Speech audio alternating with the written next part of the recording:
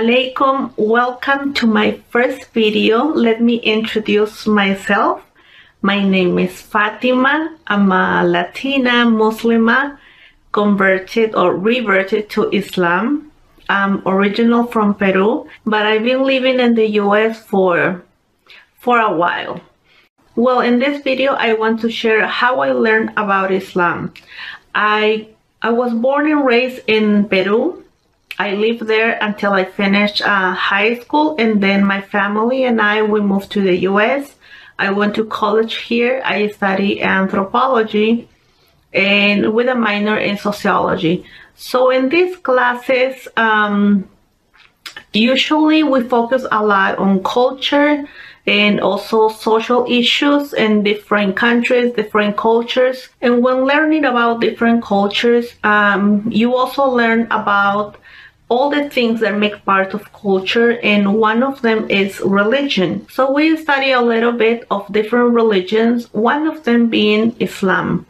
As many of us, the first thing that comes to our mind when we hear the word Islam is what the media have shown us, have feed us, which is not very good things. I was in the same situation.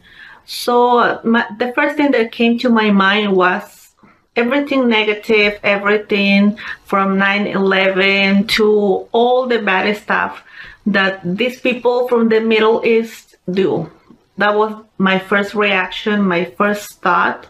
In one of my sociology classes, I believe it was called Women Around the World or Women in a Global Context. And specifically, one of the topics was women in Afghanistan. So automatically, my mind was, poor women. These women have no freedom. These women are oppressed by their religion. And as the teacher started talking and developing the topic, we learned that, yes, this woman, because we're talking about the woman oppressed under the power of the Taliban, which is not Islam, which does not represent Islam, but that's the information that many people who are not on that side of the world doesn't know. We don't know.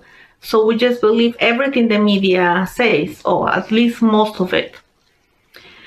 And it is true, women under the Taliban are oppressed, but like I say, they do not represent Islam.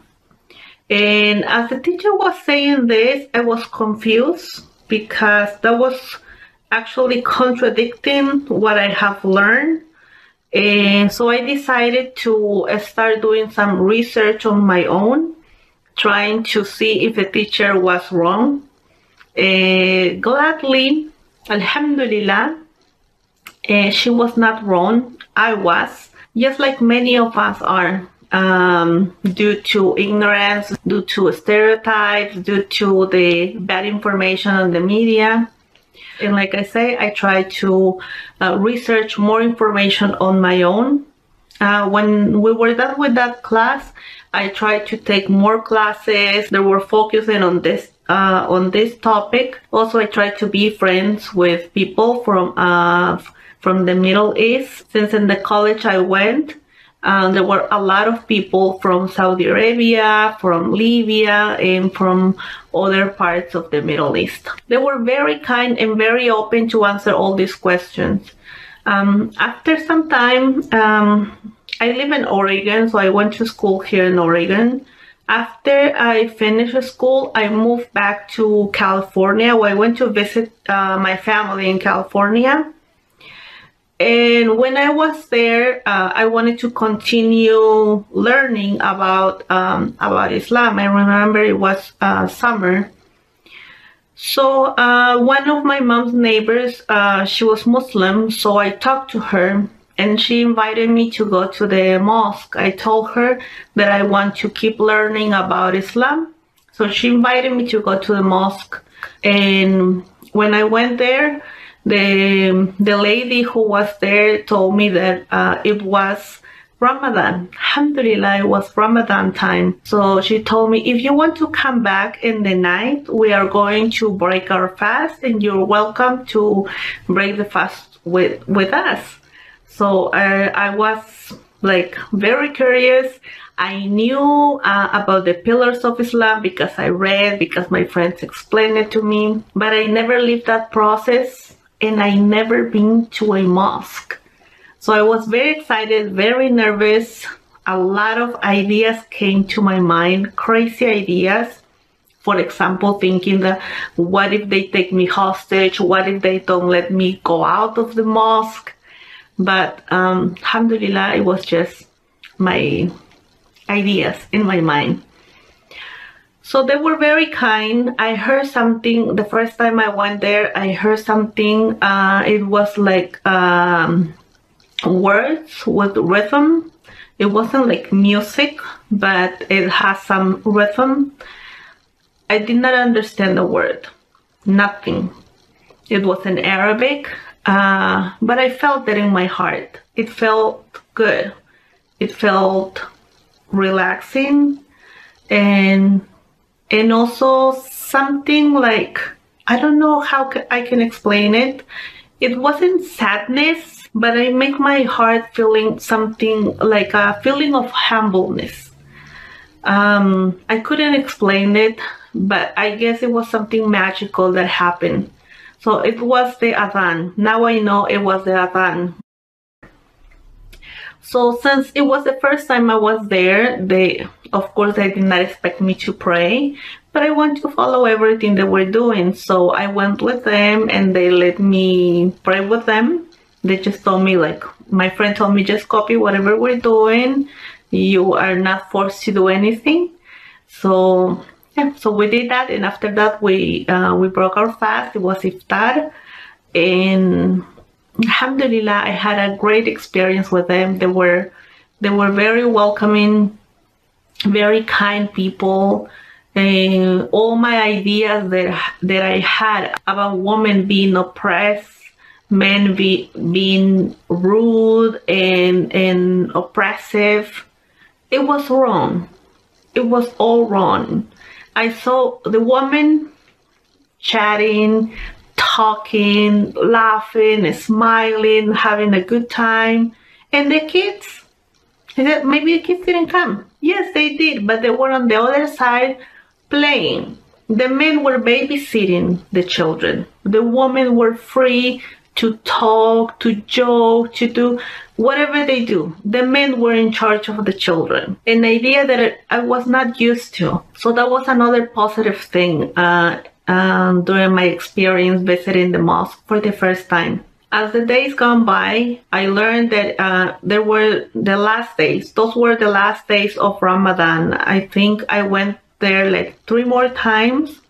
And then one of them, I became like very close with her. And I asked her if tomorrow, the next day, we were supposed to go to the same time. She told me no. She told me tonight is the last day of Ramadan. So tomorrow is Eid al-Fatur. So you are welcome to come to the prayer. It's very early, but you are welcome to come. All these days that I went, plus what I was reading and researching, doing the research on my own, talking to friends, made me realize that it complements perfectly with the beliefs I had. I was born and raised in a Christian family. I was raised in a very traditional and religious family, and alhamdulillah for that, because it led me to understand that we were supposed to worship only Allah, only God, only the one God that created everything, not any of the prophets. That's one thing that I never understood, or I never completely understood, because even Jesus, I know in Christianity, Jesus is seen as God or the Son of God. I never found in the Bible that Jesus called himself God. He never called himself God. He prayed to God. he told people to believe in his word, which was the message of God, the message of Allah. But he never said that it was his message, it was his word. And I don't know where the confusion came with people that makes everything. But alhamdulillah, it led me, all this thinking and the way I was raised led me to Islam. Alhamdulillah for that. So with all this in mind, and all these days that I have been spending time in the mosque with my friends, made me realize that I didn't need more time. I went for Eid. I went the next day for Eid. And after the prayer, I told my friend, I think I'm ready. And she told me, for what? She thought we were going shopping or something. And I say, I want to be a Muslim. I really enjoy being here. I told her it makes perfect sense, everything. Praying to only one God, the same way Jesus was praying to God, the same way Moses was praying to God. So it just made perfect sense to me. So she told me, so you want to take your Shahada? Then I remembered that was, oh yeah, that was one of the pillars of Islam. When you convert to Islam, when you accept there's only one God, and the Prophet Muhammad is the last messenger and is the prophet of Allah. So I said, yes, I do. So my friend talked to the Sheikh and they made me repeat the words of the Shahada, and I took my Shahada that day. I was very happy. I was very excited, very nervous, a lot of emotions. I was crying. A lot of people were crying because it was Eid. Everyone was happy. And then I took my Shahada that day. Alhamdulillah, been almost 6 years. Yeah, 6 years. Yes, alhamdulillah, 6 years. And it was the best decision I have ever taken. And I don't regret it at all. That's all for this video. Inshallah, you have a great day. Assalamu alaikum wa rahmatullahi.